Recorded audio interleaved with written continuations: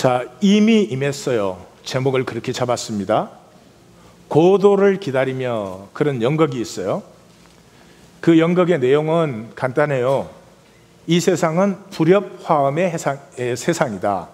그래서 보면은 뭐 이렇게 출연자도 간단한데, 한 사람이 밥 먹고 싶어 그러면 또 한 사람이 나는 술 안 좋아해.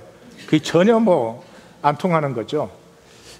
그런 세상 속에서 무언가를 기다려요. 그 불협화음의 세상 속에서 기다리는 것이니까 뭐가 통하는 걸 기다리겠죠. 그런데 그 통함은 결코 오지 않는다, 뭐 그런 연극이에요. 그런데 성경은 왔다, 그렇게 얘기를 하고 있습니다. 사도행전 15장이 본문인데, 오늘 설교 본문은 마태복음에서 제가 읽겠습니다.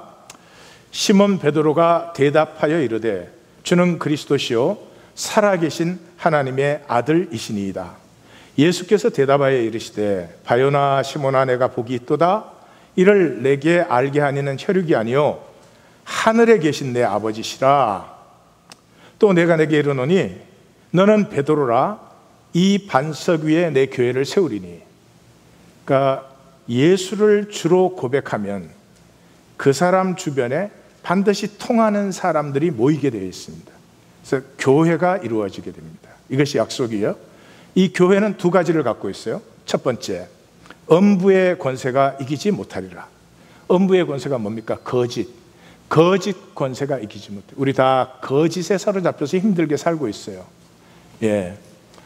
진실은 고난이 있습니다. 고난은 힘든 게 아니에요. 고난 속에는 소망이 있기 때문에 이겨내는 힘이 들어있어요. 이 음부의 권세는 거짓 권세예요. 거짓에 사로잡힌 삶은 참 고단해요. 별로 의미가 없어요.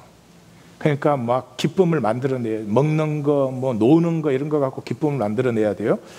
그 다음에 이제 두 번째, 내가 천국 열쇠를 내게 주리니 내가 땅에서 무엇이든지 매면 하늘에서 맬 것이요 땅에서 무엇이 풀면 하늘에서 풀리리라. 두 번째, 열쇠를 준다는. 열쇠는 뭐예요? 닫힌 것을 열죠. 통하게 하죠. 거짓에 속지 않고, 교회가 되었다는 말은 거짓에 속지 아니하고 이제 통하는 생명이 되었다, 그런 것입니다. 자, 이것을 가지고 15장 예루살렘 공회, 오늘 본문을 보겠습니다. 구조는 간단해요. 어떤 사람들이 유대에서 올라와 가지고 구원받으려면 율법 지키고 할례 받아야 돼, 그 말 때문에 그러면 예루살렘 가서 확인하자. 그래서 예루살렘에 가서 처음에 당회가 모이고, 그 다음에 공동의회가 모이고, 그래서 결의문이 생기고, 그래서 이렇게 정리됐다. 이것이 이제 총 내용입니다. 그 내용을 보시면, 발단은 유대에서 온 바리새파 중 믿는 사람들. 그러니까 여기서 볼 수 있는 건 모든 믿음이 아니죠. 이 사람들이 예수 믿는 사람들이에요. 그런데 가짜예요.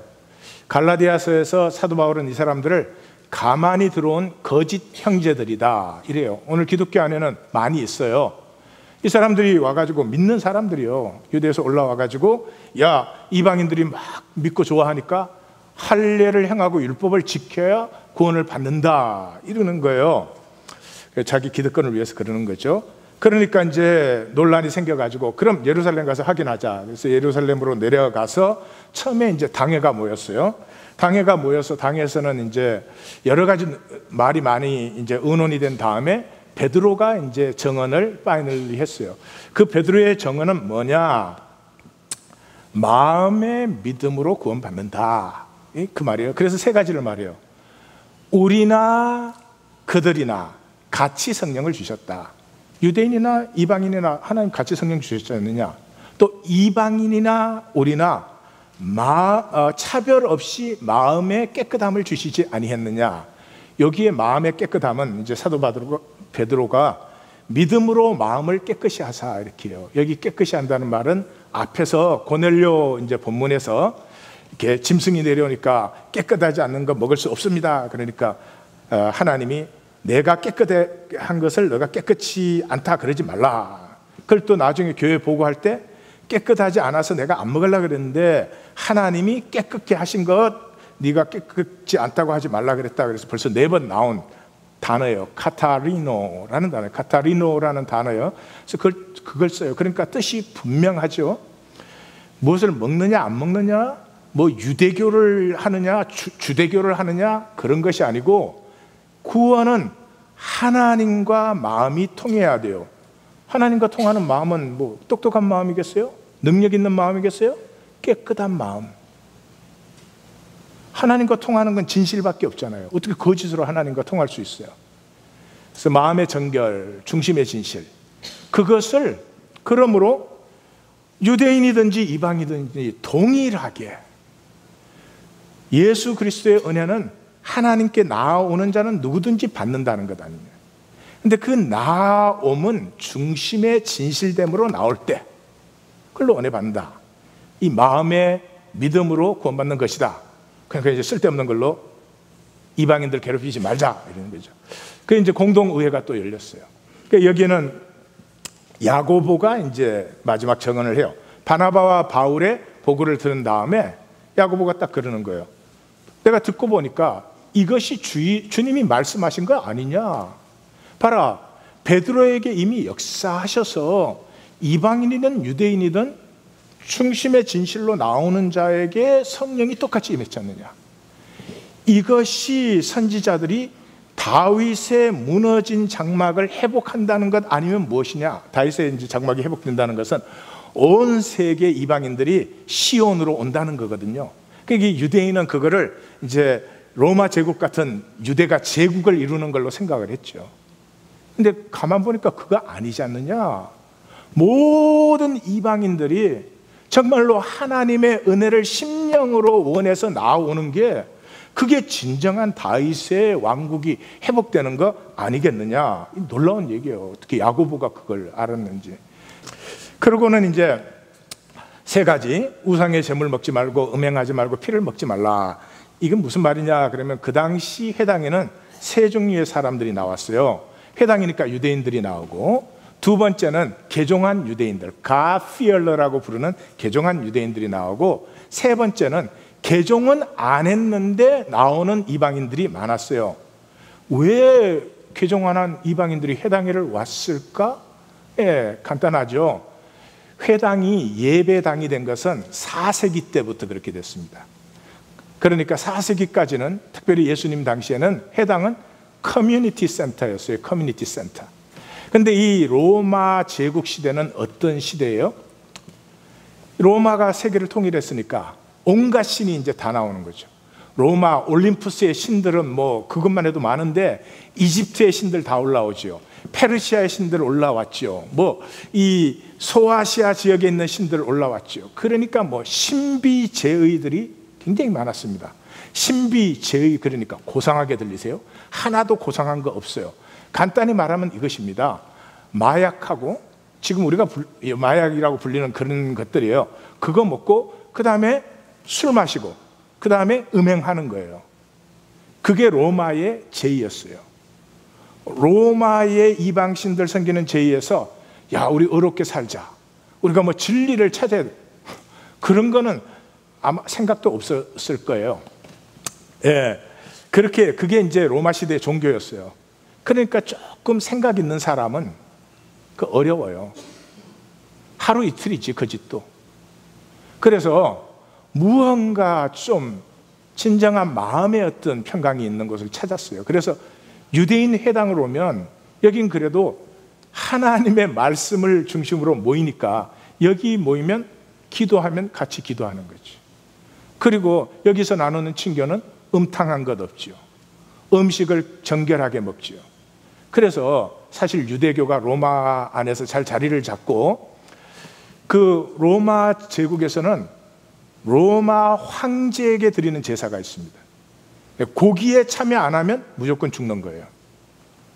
예, 그래서 돈 있는 그리스도인들은, 그리스도인이 핍박받는 가장 주된 이유가 사실은 거기에 있어요.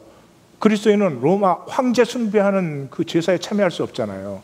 그래서 돈 있는 그리스도인들은 그 표를 샀어요. 왜냐 그러면 참석한 사람에게 표를 주거든. 그거 없으면 죽는 거예요. 그래가지고 그 표를 사기도 하고 뭐 그런 일들이 있을 정도였어요. 근데 거기서 예외가 된 사람은 유대교도만. 유대인은 우상에게 숭배할 수 없다는 걸 로마가 인정을 해줬어요. 그 유대인이 그런 힘을 어디에서 얻어요? 물론 돈을 벌어서 라비도 잘했지만은 해당에 오는 그 이방인들이 그래도 좀 생각 있는 사람들, 지식층의 사람들, 지도급에 있는 사람들이 많이 왔어요.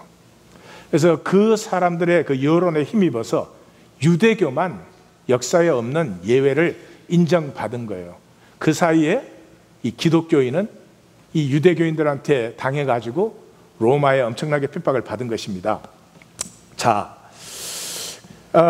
그래서 그 사람들은 뭐 개종 안 했잖아요. 근데 율법 지키라고 할 수 없잖아요. 할례 받으라고 할 수 없잖아요. 그래서 그 사람들에게는 그냥 일반적으로 세 가지.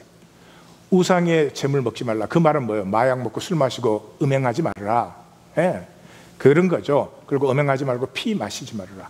피라는 것은 생명을 존중해라. 이 당시에는 뭐 사람 죽이는 걸 파리 죽이는 것보다 더 쉽게 생각하던 때예요. 그래서 그 해당의 일반예, 그 이상 요구하지 말고 마음으로 믿어 구원받게 하자, 이런 것이 이루어졌어요. 그래서 그 결의문을 이제 만들었어요. 그래서 사도와 장로된 형제들은 이방인 형제들에게, 사도와 장로된 형제들과 이방인 형제인 역사에 없는 일이에요. 종교에서 사제 계급과 사제 계급이 아닌 건 구분이 뚜렷합니다. 그런데 예수 그리스도 안에서만 이게 남자도 여자도 자주자도 종도 지식인도 야만인도 없다, 모두가 하나다, 이런 선포를 했어요. 지금 우리가 뭐 그걸 들으니까 별로지만은 이 로마 시대의 그 얘기는 뭐 가히 혁명적이라고 말을 해서는 부족한 그런 얘기입니다. 우리 뭐 필요해요? 형님, 우리가 뭐 필요해서 삽니까? 딱 하나 필요해요. 하나 되는 건. 하나 되는 건. 근데 하나 되는 길을 제대로 몰라서 고생하죠. 어떻게 생각해요? 내가 돈 많으면 다 나하고 하나 되어줄 줄 알아. 다 내 말에 찬성해주고 내 말 들어줄 줄 알아. 아니요. 내 돈 많은데 내 말 듣는 사람 아무도 없어. 어리석기 짝이 없지. 내가 유식하면 또 되게 아는 척하는 사람이 있어. 이 교회도 하나 있다 그러더라고요. 무엇가 능력이 있으면 출세를 하면 다 자기와 하나 되어질 줄 알지만 하나는 그렇게 안 돼요. 가슴이 통해야 하나가 되는 거예요. 그래서 결의문에 이렇게 했어요. 우리 주 예수 그리스도의 이름을 위하여 생명을 아끼지 아니하는 자인 우리가 사랑하는 바나바와 바울. 왜 이렇게 바나바와 바울을 길게 했을까? 간단하죠. 그 당시에는 복음을 전하는 사람들이 많았습니다. 바울과 바나바만 복음을 전한 게 아니고 벌써 오늘 본문에 유대에서 올라온 어떤 사람들이 복음 전하잖아요. 또 갈라디아서 보면 뭐 할례파라는 게 와가지고 막 거기서 복음을 전하잖아요. 바울이 화가 나가지고 개할례파다 개할례파 그런 말을 막 하죠. 그 다음에 뭐 사도행전에도 벌써 보면 그 소아시아에 갔더니 그 고린도에서는 아볼로가 말씀을 전하고 있었고 말씀 전하는 사람이 많았어요. 대부분은 엉터리였죠. 예수 그리스도의 복음이 전파되기 시작하니까 그거 듣고 하나 만든 사람들이 많죠. 그리고 그거 가지고 이제 영업하는 거죠. 그래서 이 선포가 굉장히 중요한 것입니다. 바나바와 바울의 사역만 교회가 공식적으로 인정한 복음 사역이 되는 것이죠. 그래서 만장일치로 이 결의하고 유다와 실라를 보냈습니다. 왜냐 그러면 편지만 보내면 편지 중간에 고칠 수도 있잖아요. 그러니까 편지를 읽어주고 대표가 말로 그걸 확정해 주는 것들이죠. 그래서 위로의 편지를 받은 이 안독교회가 모두 기뻐하더라. 그것을 가지고 바울과 바나바는 더욱더 말씀을 전파했다. 이렇게 되는 거죠. 정리를 하면 이런 것이죠. 구원은 예수 그리스도를 주로 믿음으로 구원받지 인간의 어떤 행위에 또 구원에 더하거나 뺄 수 있는 것이 아니다. 그러나 조심하셔야 되는 건 이 믿음은 생각이 아닙니다. 믿음은 생각이 아닙니다. 믿음은 삶입니다. 믿는 대로밖에 못 삽니다. 뭐 돈이 뭐 다가 아니다. 그거 다 우리가 다 알아요. 그래도 다 돈에 미친 듯이 살아요. 왜? 돈 있으면 뭐든지 할 수 있다는 믿음이 우리 속에 있기 때문이에요. 예, 그래서 우리는 믿음대로밖에는 못 살아요. 이 기독교는 생각을, 예수를 그리스도로 생각하는 생각을 믿음으로 착각하기가 쉬운 거죠. 자, 그래서 제가 오늘 예수 그리스도를 소개하려고 합니다. 여기서 이렇게 결정이 중요한 게 아니라 이 결정은 예수 그리스도가 누구신가 하는 것을 성령에 의해서 확증한 것이 되는 것입니다. 그러므로 그것 외에는 바울과 바나바가 선포한 그 복음 외에는, 우리가 1차 선교 여정에서는 안디옥 교회에서 선포한 말씀이 있고 계속해서 나오지만 그것 외에는 전부가 잘못된 것이에요. 결국 이제 교회사에서 죽어갑니다마는. 그래서 예수 그리스도를 소개하려고 합니다. 지금 기독교가 예수 그리스도를 아느냐? 모릅니다. 예수님은 아예 모르고요. 그리스도는 예수님을 교리화시킨 걸 그리스도라고 하는데 그 그리스도 적당히 내 편한 대로 알기 때문에 잘 모르세요. 그래서 제가 소개를 한번 하려고 하는 것이죠. 예수님의 출생은 아우구스투스 황제 때 출생하셨습니다. 이 아우구스투스 황제는 본명은 옥타비아누스인데 BC 27년에서 AD 14년까지 통치한 그 황제입니다. 이분이 팍스 로마나를 이루신 분이에요. 모든 전쟁을 끝내고 모든 내전을 종료시켰습니다. 그게 무슨 말인지 아십니까? 로마의 가운데 있는 호수가 지중해잖아요. 전쟁이 끝났기 때문에 무역과 상거래와 여행이 자유롭게 이루어졌습니다. 그래서 그 월스트리트에서 주식가가 하루에 막 1000씩 계속 올라가는 거예요. 그런 얘기예요. 그래서 이 로마 원로원이 시저를 왜 죽였어요? 그 황제 되려고 하니까 죽였잖아요. 그런데 로마 원로원이 자원해서 이 옥타비아누스를 황제에 세웠습니다. 원래 로마에는 정식으로 황제라는 용어가 없습니다. 아우구스투스라는 이 명칭이 황제의 위나 마찬가지인데, 그리고 타이틀을 많이 줬습니다. 그 중에 하나가 디비 필리우스. 디비 필리우스가 뭔지 아십니까? The Son of God, 하나님의 아들이다. 그 다음에 Savior, 구세주다. 정말로 로마 세계의 구세주였어요, 옥타비아누스가. 이때 옥타비아누스가 그 만든 평화가 2세기에 걸쳐서 펼쳐지면서 로마는 황금 세기를 이루지만 그 후에 로마는 모래성같이 무너지는 솔로몬 성전의 역사를 반복하게 되는 것입니다. 그런데 그렇게 로마를 다 통일하고 그 부를 이뤄낸 아우구스투스가 아니라 저 갈릴리 촌에 가난한 한 사람을 하나님의 아들, 이미 이 타이틀은 황제에게 주어진 타이틀이에요. 구세주 다 황제의 타이틀이에요. 근데 그 타이틀을 황제에게 주지 않고 이 십자가에 죽어버린 한 사람에게 그 타이틀을 드리는 정신 나간 사람들이 생기기 시작했습니다. 이것은 주의해 볼 만합니다. 왜냐 그러면 로마 시대는 종교가 얼마나 많았는지 말로 다 못합니다. 그랬는데 그 종교들은 어마어마한 종교들이었습니다. 신전도 큰 것들을 다 가지고 있었고 세력도 크고. 그런데 이 십자가에 죽은 사람을 그리스도 구세주라고 고백하는 이 작은 무리가 제국의 도전이 된다. 이건 상상도 할 수 없는 일이었어요. 그런데 그런 일이 일어났습니다. 이 나사렛 예수는 아우구스투스 시대에 탄생을 해가지고 자라나는 것은 티베리우스 그 다음 황제 시대에 자라나게 됩니다. 그때 갈릴리는 헤롯이 다스리고 있었습니다. 이 대헤롯입니다. 이 사람은 로마의 도구예요.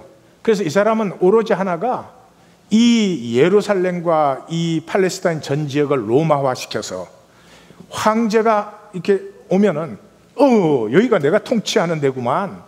황제의 동전이 있고 황제의 동상이 있고 황제의 이름을 딴 길이 있고 도시가 있고 쇼케이스. 이 팔레스타인, 특별히 예루살렘을 쇼케이스로 만드는데 미친 사람이에요. 그래서 예루살렘을 동방의 로마처럼, 아덴처럼, 또 알렉산드리아처럼 이런 도시로 만들기를 원했던 사람이에요. 그래가지고 그 성전을 재건하는데 가장 역사에 위대했던 솔로몬 성전을 모델로 해가지고 짓고, 그 다음에 이제 그런 유대인들이 또 좋아했어요. 근데 로마를 위한 거니까 거기다 극장도 짓고 원형 경기장도 세우고, 그건 또 반대했어요. 이 시대랑 비슷해요. 그리고 로마에서 황제가 오는데 육로로 오면 그때는 굉장히 길이 멀죠. 이 배로 와야 직접 오잖아요. 근데 팔레스타인 이 서쪽에는 항구가 없어요. 항구를 지을 수 없는 일직선의 그 해안이에요. 거기에다가 가이사라라는 항구를 만들으니까 그 뿔렛한 데다가 이 항구를 만드니까요, 돌을 그 시대에 얼마나 엄청나게 갖다 부어가지고, 그리고 거기는 물이 없으니까 4마일이나 되는 데서 수로를 끌어와서 이렇게 항구를 만들고, 하여튼 이 팔레스타인을 로마 하는데 목숨을 건 사람이에요. 왜냐 그러면 그때는 로마가 구세주니까. 그리고 팍스 로마나가 이루어지면서 황제의 명령이 딱 떨어지면 순식간에, 대부분 한 달 안에 명령이 쫙 전달되게 돼 있었어요. 그거는 역사에 불가능했던 일이었습니다. 팍스 로마나가 이루어지기까지 로마의 변방은 황제의 칙령이 한 번 전달되는데 1년 이상 걸리는 것도 있었습니다. 그런데 한 달 이내에 쫙 전달이 되는 거죠. 근데 시저는 그것을 만들고 있는데 하나님은 뭐 하고 계세요? 시저가 그걸 딱 만들어 놓으니까 로마라고 하는 세계 한가운데 지중해라는 호수가 딱 들어있죠. 이걸 통해서 사방으로 통하는 거죠. 그 호수가 잔잔해졌을 때 그 호수 한 중간에 하나님 십자가를 딱 떨어뜨리는 거죠. 이게 20년 안에 이 복음이 전 세계로 전파가 됐습니다. 이것은 불가능한 얘기였습니다. 역사와 하나님의 섭리가 보이세요? 자, 이 디베리아 황제 때 갈릴리 나사렛에서 예수님은 자라나고 있었습니다. 마태복음 3장에 보니까 갈릴리로부터 와서 요단에서 세례를 받았다. 누가복음 2장에 보니까 예수님이 성전에 오셨다가 나사렛으로 돌아가셨다. 그랬으니까 거기서 자라나셨죠. 이 갈릴리는 로마에 대한 저항의 온상이었습니다. 로마가 팔레스타인을 BC 63년에서 AD 135년까지 200년을 다스리는데, 이 동안 끊임없이 저항이 일어난 게 갈릴리예요. 왜? 돈이 다 유대에 돌아다니지 갈릴리에 오나요? 갈릴리에 온 것은 극소수의 부자들한테만 오니까 먹고 살 수가 없죠. 그래서 이 반란이 계속 일어났다는 말은 뭐냐 그러면, 자기가 메시아라는 사람이 많이 나오는 거죠. 또 선지자라는 사람이 나와요. 그래가지고 나를 따르라 그러니까 이 먹고 살기가 힘드니까 할 것도 없고 직업도 없고, 그러니까 그중엔 그런 사람을 따르는 사람이 생겨요.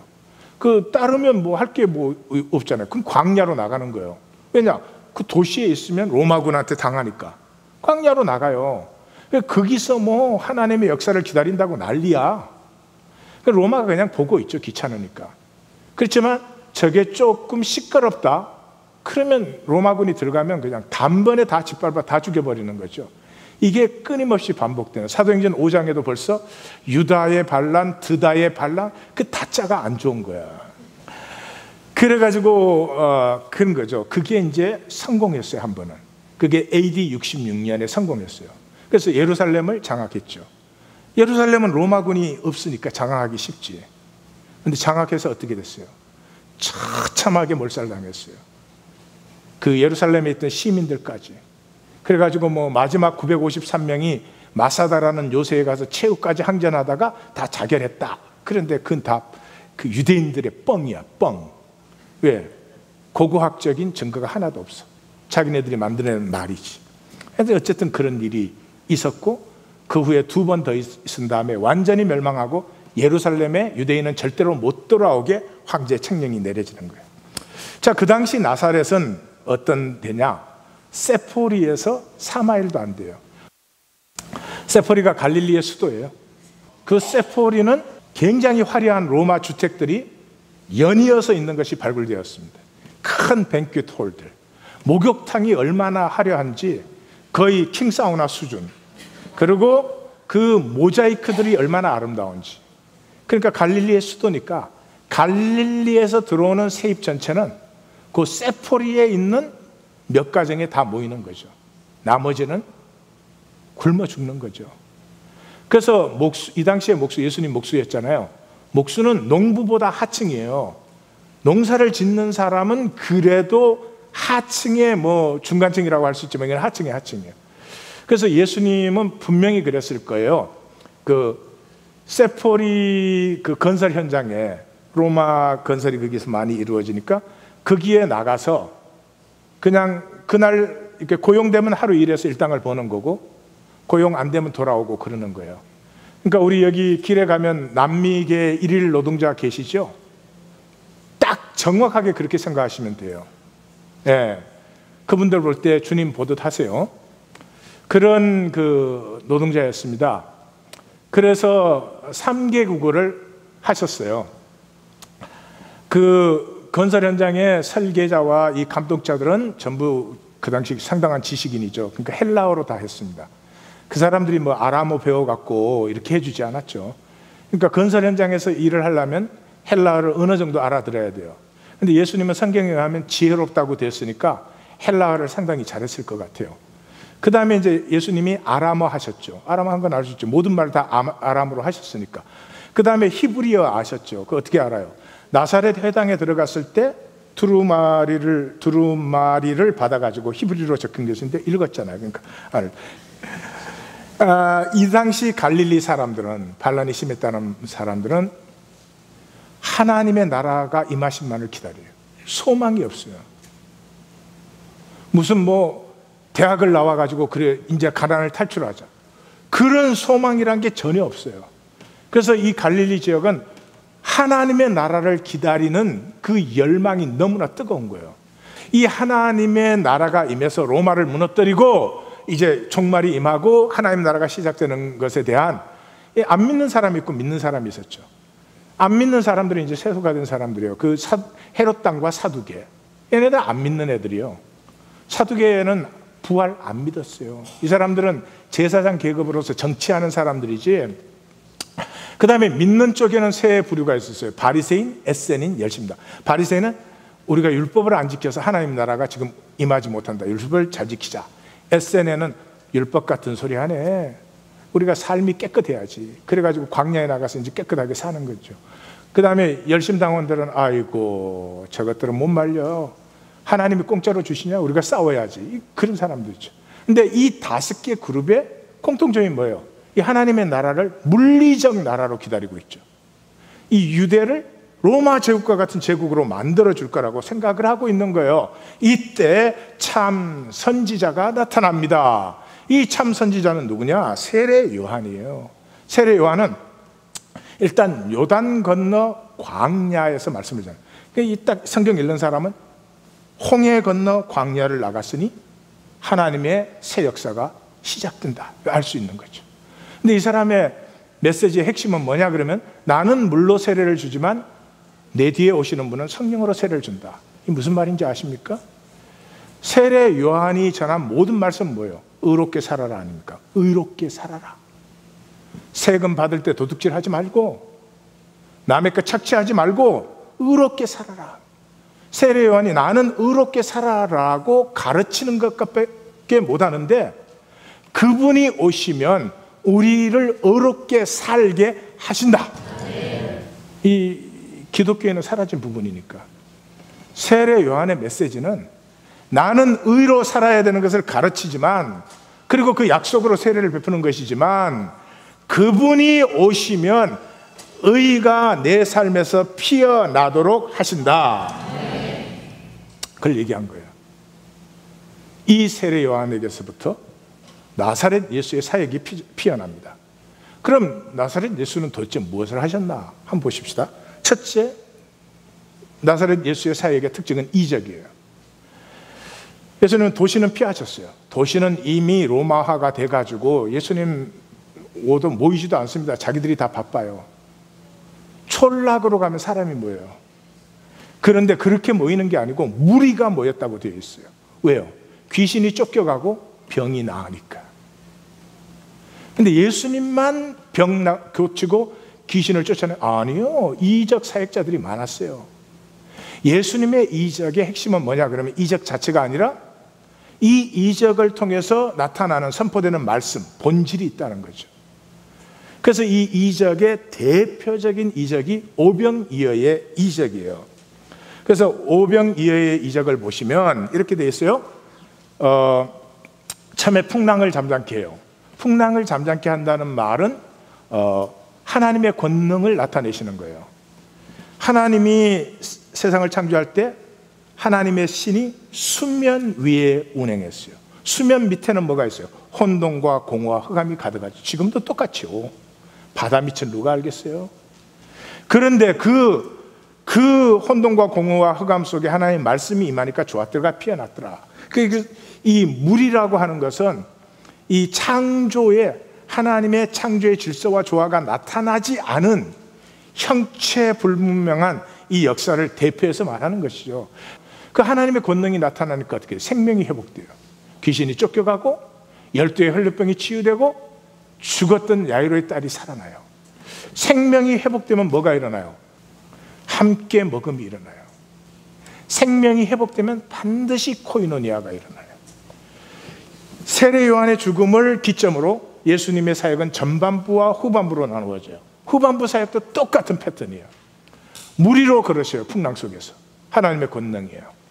그 다음에 게네사렛의 치유가 일어나고 가나안 여인의 딸의 귀신이 쫓겨가고 데가볼리에 말 막히고 귀가 막힌, 말이 막히고 귀가 막혔으면 생명을 어떻게 누려요? 그 생명이 회복돼요. 그랬더니 어떻게 돼요? 칠병이어의 코이노니아가 회복된다. 그러니까 예수님의 사역의 이 모든 핵심은 예수님이 오셔서 우리가 의로 살게 되면 반드시 서로가 통하고 하나가 되는 코이노니아가 일어나는 것이다.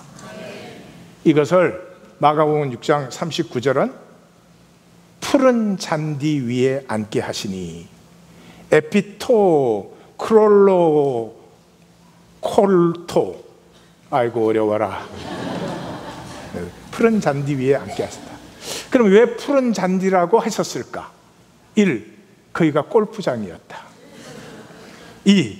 아니다, 어제 고생한 교회 잔디밭이었다. 3. 시편 23편을 성취되는 것을 보여주고 계신다. 자, 그 다음에 예수님의 말씀은 뭔가? 말씀의 핵심은 의에 줄이고 목마른 자는 복이 있나니 그들이 배부를 것이며, 이게 산상수훈의 팔복의 중심이잖아요. 이게 핵심이에요. 그러니까 의에 줄이고 목이 마를 때 내 하는 모든 것이 가치가 되기 시작해요. 의에 줄이고 목마름이 없으면 내가 선한 일을 해도, 내가 내 몸을 다내서 구제를 해도 그거는 의로운 일이 아니에요. 근데 나를 나타내려고, 내가 좋은 사람 되려고 하는 것이지. 그래서 의에 줄이고 목마름이 있을 때 무엇을 해도 그것이 다 가치가 되기 시작해요. 그래서 만족함이 있다는 거예요. 이 세상에 뭐를 해도 만족이 없습니다. 뭐를 가져도 만족이 없습니다. 그러나 의에 줄이고 목마른 사람은 만족하게 됩니다.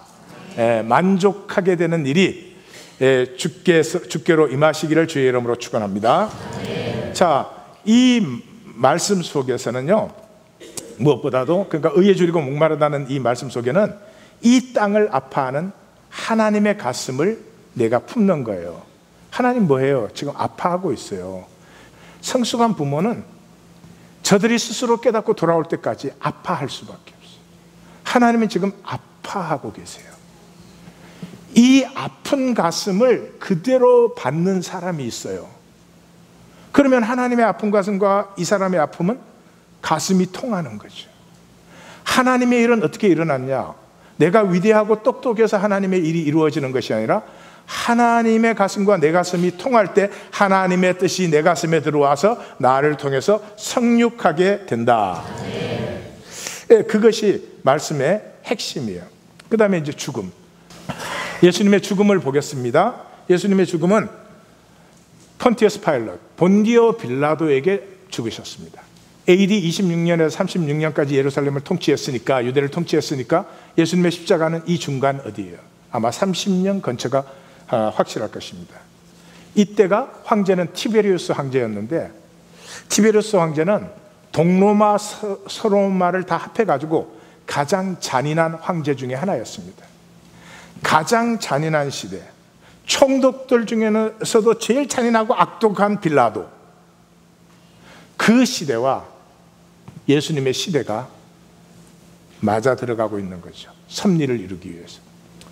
유월절에 돌아가셨습니다. 유월절은 혼돈의 시간이에요. 전 세계에서 순례자 들어오죠. 제사 지낸다고 다 양들 끌고 들어오죠. 그게 장수사꾼들 있죠. 또 구걸하는 사람은 이때가 대목이요. 다 모여. 그게 소매치기 사기꾼 막 다 들어와요. 혼란도 그런 혼란이 없습니다. 그래서 이때가 민란이 일어나기가 쉽습니다. 사람들이 짜증스러워져가지고 아무것도 아닌 것에 막 뭐라 그래요? 군중 심리가 피어나요. 그래서 그때만 로마가 군대를 예루살렘에 들어와서 지키고 있는 거죠. 그런데 예수님은 두 가지를 하셨어요. 첫째는 하나님 나라를 선포했어요. 하나님 나라. 이 단어가 바셀레이아라고 하는 단어인데 왕국이라는 단어예요. 로마에서는 왕국 그러면 로마 왕국밖에 없어요. 로마에서 왕국 그러면 나 죽여주 하는 신청서예요. 근데 이 사람은 어찌자고 하나님 나라, 왕국 계속 선포한 거예요. 두 번째, 성전을 부정했어요. 성전을 비판하는 건 일반적이었어요. 그 당시 바리새인들은 사두개인들과 이게 맞지 않기 때문에 성전에 대한 비판이 많았어요. 그러나 부정은 하지 않았어요. 이 성전을 좀 똑바로 해라는 거죠. 근데 예수님은 이게 성전? 웃기는 소리 하네. 강도의 소굴이지. 무슨 성전? 그리고 진짜 성전은 뭐라고요? 자기 몸으로 세운다. 이게 뭐예요? 진짜 성전이라고 하는 것은 하나님의 뜻이, 하나님의 의가 담겨서 그 의가 나타날 때 진짜 성전이지. 그러면 하나님의 말씀이, 하나님의 의가 이 몸에 임해서 이 몸으로 사는 삶에서 하나님의 의가 나타날 때 성전이지. 안 그렇습니까? 그래서 양쪽으로 예수는 죽으려고 결정한 사람이요. 결단한 사람이에요. 그래서 빌라도가 헷갈린 거예요. 여러분, 빌라도의 정보망이 헤롯과 가야바의 정보망은 상대가 안 되고 지금 CIA 정도 수준을 넘어서는 정보망이죠. 헤롯의 정보망이. 그러면 헤롯은 이미 알고 있죠. 나사렛 예수가 예루살렘에 도착해 있다는 것도 알죠. 그런데 가야바하고 헤롯이 자기한테 넘기는 속셈도 빌라도는 다 알고 있습니다. 근데 이게 헷갈리잖아요. 정보가 들어오는데 첫째로 체포되는데 이 사람이 그랬단 말이에요. 칼로 쓰는 자는 칼로 망한다. 그러니까 이 사람은 절대로 무장봉기의 뜻이 전혀 없는 사람임이 분명해요. 그게 더 확실한 것은 그런 사람이라면 세력을 규합시켜야 되잖아요.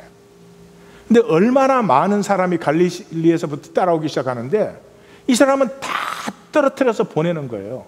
다 떨어지게 만드는 거예요. 그래서 거의 다 떨어지고 120명 남았죠. 근데 어떻게 떨어뜨려 보내요? 그 사람들의 위선과 거짓을 그대로 말해주는 거예요. 네 나 떡 먹여주니까 따르는 거지. 네가 내 말을 알아? 모르잖아. 그래서 빌라도가 굉장히 헷갈리는 거예요. 그리고 말을 하는데 되게 그렇게 되면 살려달라 그러잖아요.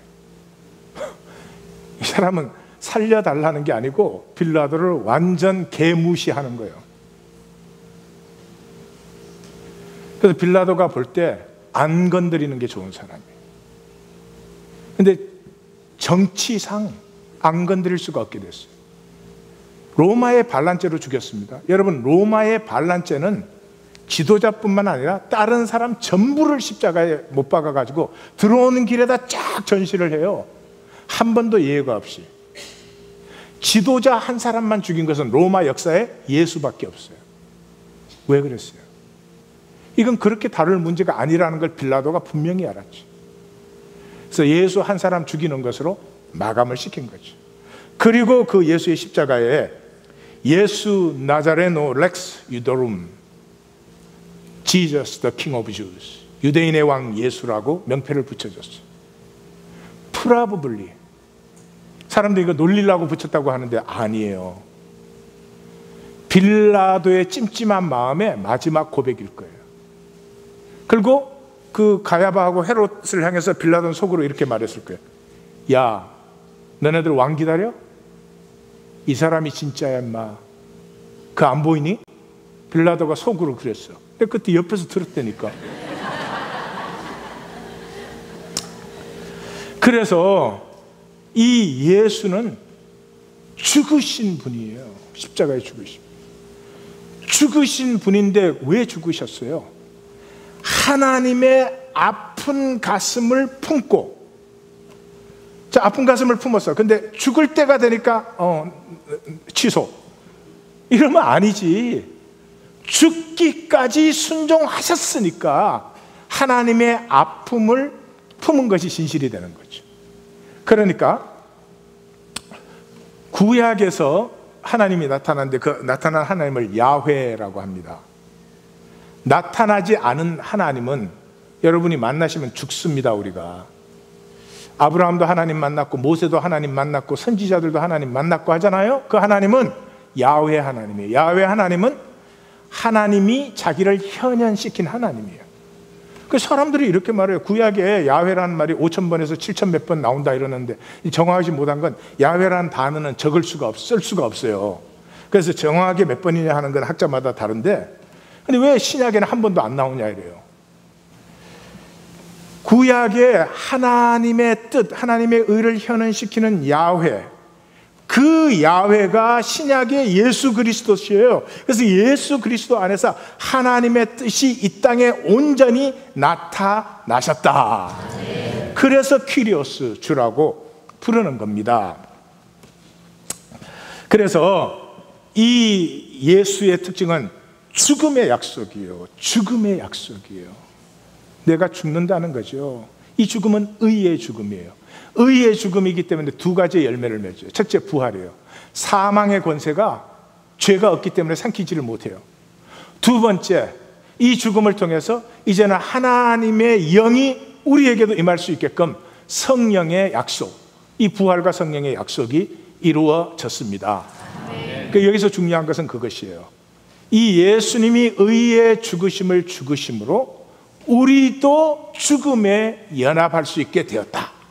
그래서 사도 바울이 복음을 전할 때 항상 그리스도와 함께 십자가에 못 박히고 십자가에 함께 장사되고 그 다음에 함께 부활하고 이렇게 나오는 이유에 항상 처음에 함께 죽었다가 먼저 나오잖아요. 우리가 할 수 있는 그거밖에 없어요. 예수님의 죽음에서 사망 권세가 깨어졌기 때문에 죽음의 존재인 우리가 마음 놓고 안길 수 있는 것은 예수 그리스도의 십자가의 품밖에 없다. 안기면 되는데 안 안기고 끝까지 자기가 지키고 자기가 살죠. 그건 또 어쩔 수가 없죠. 자, 그래서 결론을 내립니다. 하나님의 새 시간은 예수 그리스도의 십자가에서 열렸어요. 베드로가 이 처음 선포한 게 그거 아니에요. 그 증거로 성령이 임하지 않았느냐 이렇게 한 거죠. 이걸 다른 말로 하면 예수 그리스도가 참 왕입니다. 황제가 아니고요. 왜 참 왕이에요? 참 왕은 자원하는 마음과 중심의 진실함으로 복종해야 참 왕이지. 나 복종 안 하면 저 사람이 나 죽이니까 그건 참 왕이 아니죠. 그래서 예수 그리스도가 참 왕이에요. 이 참 왕의 열쇠는 뭐요? 예수는 참 왕이면 내게 필요한 것은 중심의 진실이에요. 내게 중심의 진실이 있으면 통하는 거예요. 통하는 거예요. 거짓이니까 안 통하죠. 그래서 오늘 15장의 이 결론 부분은 뭐를 얘기하고 있는 거죠? 자, 얼마든지 꾸며들 수 있는 종교 행위로 구원되는 것 아니다. 가슴이 통하는 코이노니아, 그것이 예수께서 이루신 것이다. 그래서 로마가 그리스도인을 박해했잖아요. 그런데 250년을 기점으로 박해가 좀 다르죠. 박해가 다른데 250년 전에는 이 박해하는 이유가 그거였어요. 그 황제 숭배에 참여하지 않는다. 근데 뭐 그걸 누가 시비 걸지나 일일이 체크하는 건 아니니까. 그런데 사람들이 그걸 고발하는 거예요. 여러분, 고발하는 이유가 뭔지 아십니까? 왜 그 박해를 받았냐 그러면 사람들이 고소하는 거예요. 왜 사람들이 고소하느냐 그러면 이 그리스도인들은 상품을 안 산다는 거예요. 그 당시 상품이라는 게 뭐예요? 신전마다 제사 지내고 그 신상 모형들 만들어서 파는데 그걸 사는 거예요. 여러분들 이상하세요? 그걸 돈 주고 왜 살까? 지금 명품 왜 삽니까? 그 명품 들고 다니면 사람들이 나를 인정한다, 나에게 어떤 파워가 생긴다고 생각하는 거 아니에요. 그때 똑같았어요. 그런데 이 그리스도인들은 자기네끼리 모여가지고 기도하고 그리고 식사같이 나누는 거예요. 식사하다가 예언도 하기도 하고, 또 힘든 사람이 아픈 얘기하면 같이 기도도 해주고 그래요. 그러고는 상품은 안 사. 그래서 고발을 받은 거예요. 그래서 그 1세기 후반이죠. 그러니까 예수님 돌아가시고 얼마 안 돼서 소아시아 지역에 플레니라고 하는 총독이 있었어요. 플레니라고 하는 총독이 있는데 사람들에게 존경을 받는 빌라도와 정반대되는 그런 총독이었어요. 이 플레니가 황제에게 보낸 편지와 황제의 답신이 지금 남아 있습니다. 근데 플레니가 이런 편지를 보냈어요. 그리스도인들을 체포해서 재판을 해야 되는데 저는 그리스도인이라는 사람들을 처음 만납니다. 근데 이 사람들을 조사해 보니까 사실은 죽일 만한 일이 하나도 없습니다. 이 사람들은 자기들끼리 모여서 식사를 나누고 기도를 합니다. 그리고 맹세를 합니다. 근데 그 맹세를 조사해 봤더니 이런 맹세예요.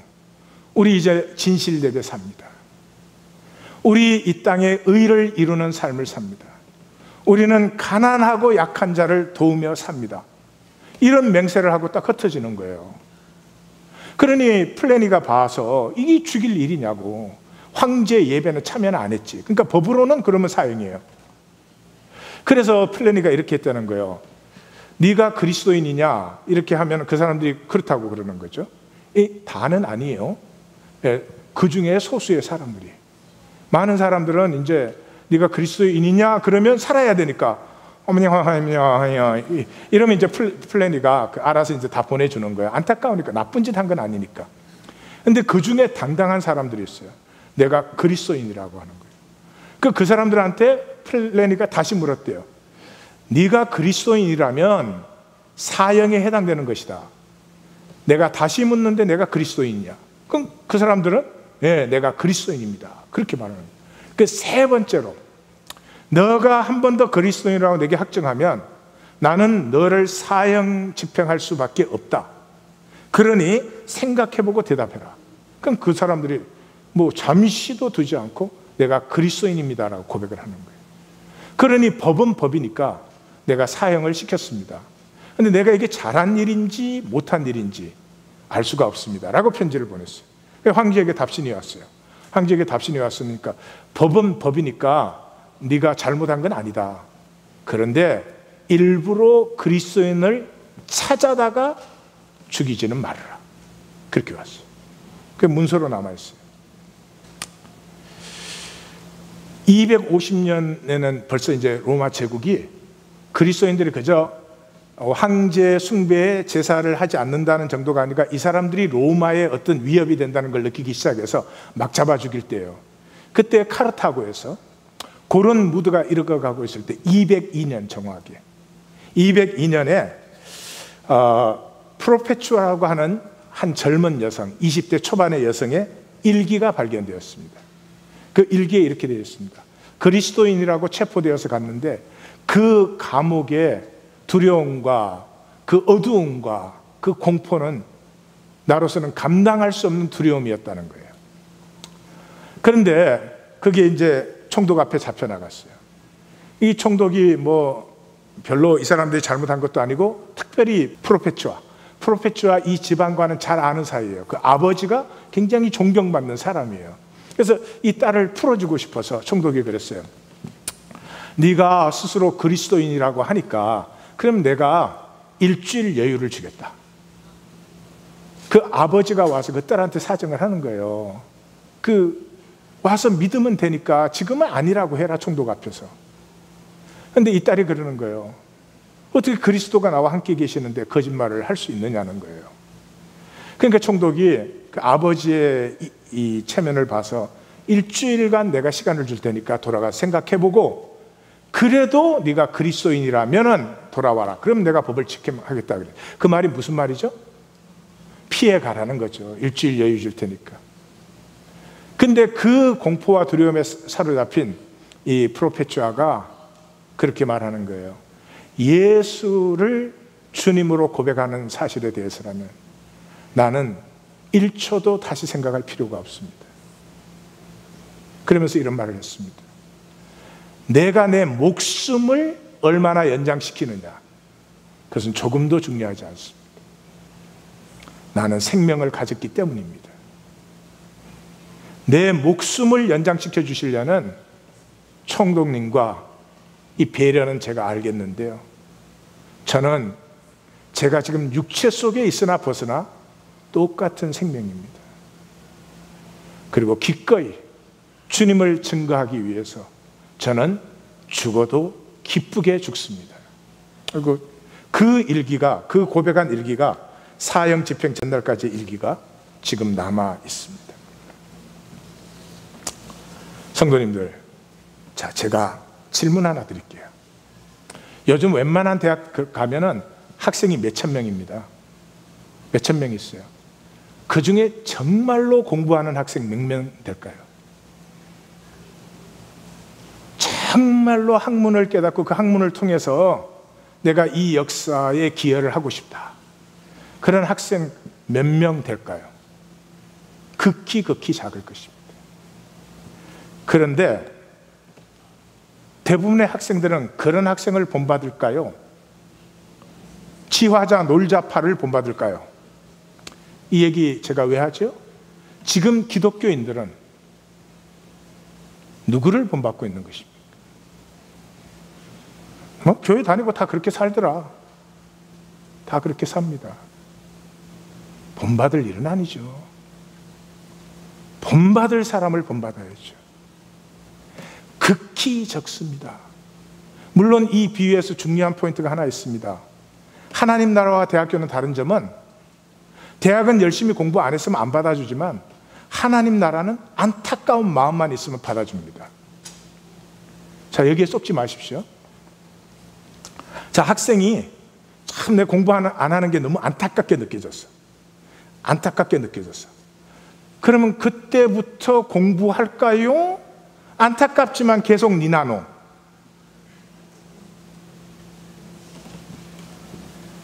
무슨 말인지 아시겠습니까? 하나님의 나라에 대한 안타까움이 있으면 삽니다. 내가 뭘 살겠습니까? 삽니다. 뭘로 삽니까? 죽은 자로 사는 것입니다. 죽은 자로. 오늘부터는 하루하루를 살아남으려고 살지 마십시오. 그러니까 썩어가는 것입니다. 죽은 자로 한번 살아보십시오. 그러면 두 가지의 유익이 있습니다. 죽은 자로 살 때 비로소 십자가의 진리와 권능이 뭔지를 이제 깨닫기 시작합니다. 근데 그게 실패하고 넘어지고 이럼에도 지속되는 사람이 있고요, 절대로 지속이 안 되는 사람이 있습니다. 지속이 안 되는 사람은 구원이 안 된 사람이고요, 넘어지고 자빠지고 온갖 일을 하면서도 그래도 뭐 잘하는 것 같이 안 보이는데도 그래도 꾸준히 자라나는 사람은, 그분은 구원된 사람입니다. 마지막으로 한 가지만 더 얘기합니다. 이 기독교는 전부가 의롭다함을 받았대요. 다 구원 받았대요. 의롭다함을 받았는지 안 받았는지 열매가 확실합니다. 의롭다함을 받았다는 말은 나에게서는 절대로 의가 나오지 않기 때문에, 내가 살 수 없기 때문에 하나님이 주시는 의를 내가 받은 것이죠. 그러므로 의롭다함을 받은 사람은 반드시 삶에서 의가 자라고 열매 맺습니다. 열매 없이 구원받았다고 말하지 마십시오. 그러면 스스로의 모든 기회를 스스로 버리는 것입니다. 구원이 없으면 안타까워해야 되고 구하고 찾고 두드려야 되는 것입니다. 기도하십시다.